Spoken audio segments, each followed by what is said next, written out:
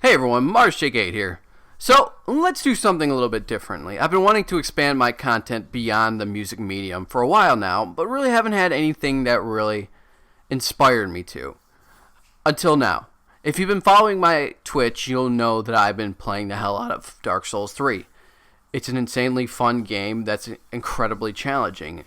And I won't lie, when I first started playing it, wasn't long until I was raging at it. But it also has this charm to it that it's too addicting to not let go. This is my first time into the Dark Souls franchise, and I have to say that I am beyond impressed. So, let's review it. To say this game is difficult is an understatement if ever there was one. This game is insanely hard at times. It constantly makes you feel like you're at the mercy of the game's mechanics, with its enemies dealing massive amount of damage in quick amount of time. Even though the combat system is pretty simple to pick up on, you'll pretty quickly realize that the whole hack and slash game style isn't going to get you very far.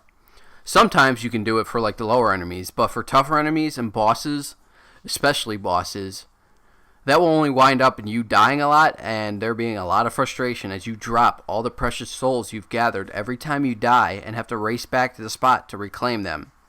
It forces you to be patient and learn the enemy and adapt to their styles in order to beat them. But as difficult as this game is, the reward is that much greater. When you finally do beat that boss that has been kicking the living hell out of you, or you finally hit a bonfire after struggling your way through an area with that last pinch of health, the thrill of victory cannot be denied.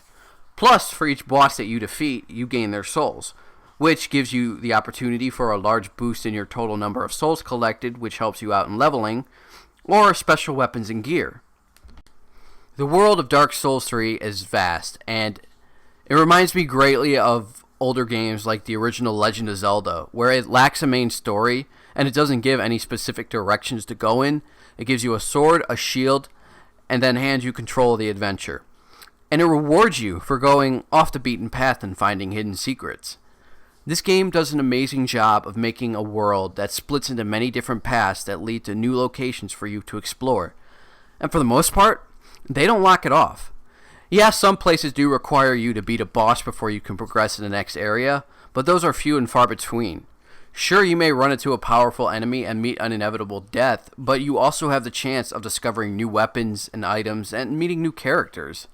Hell, they made it so you don't even have to go through the tutorial. You can literally run right past it if you so desire.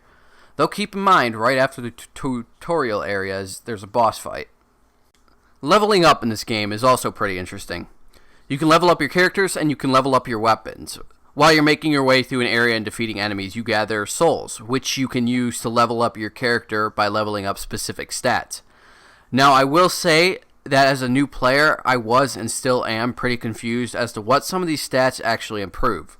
I do know that you need certain levels on some stats to properly wield most weapons. I mean, you can still use them, but they'll be significantly less powerful than if you had the needed stats.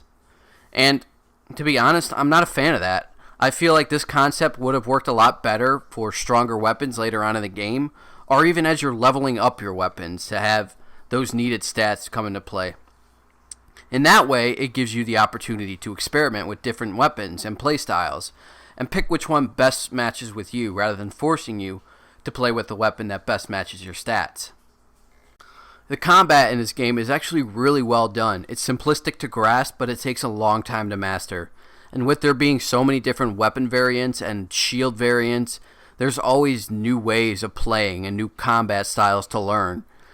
For weapons, the basics are you have a simple attack, a heavy attack, and a special attack. And for shields, you have a block, and then you have a type of parry, and then you have the beloved dodge, who you will become best friends with by the end of the first boss. I guarantee it. There are so many different variations to what you can wield that it reminds me of Skyrim in a sense.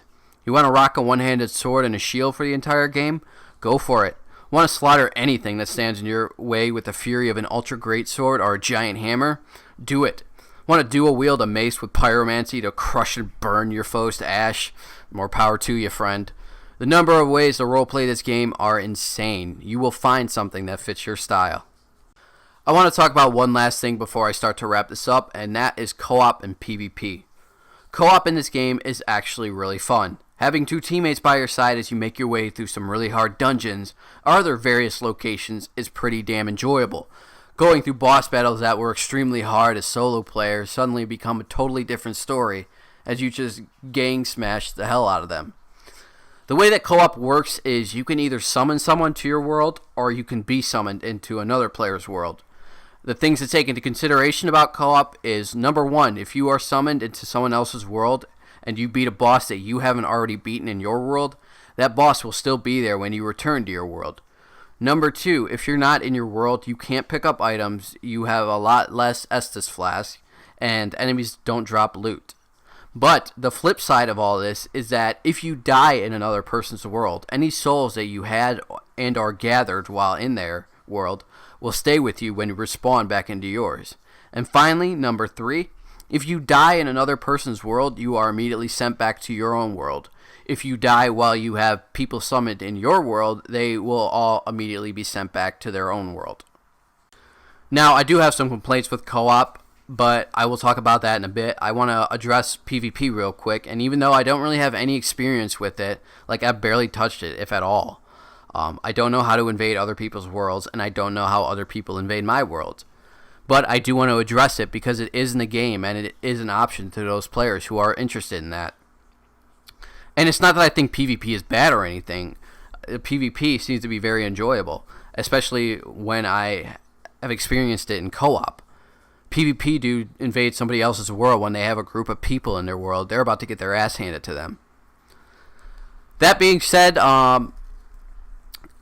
it's not like Watch Dogs. It's not like you'll be playing solo and then out of the blue somebody will just randomly come into your lobby and start hacking you.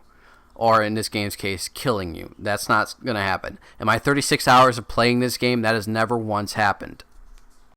And I'm happy about that because if PvP in this game was like Watch Dogs, I would be offline all the time. I hated that about Watch Dogs.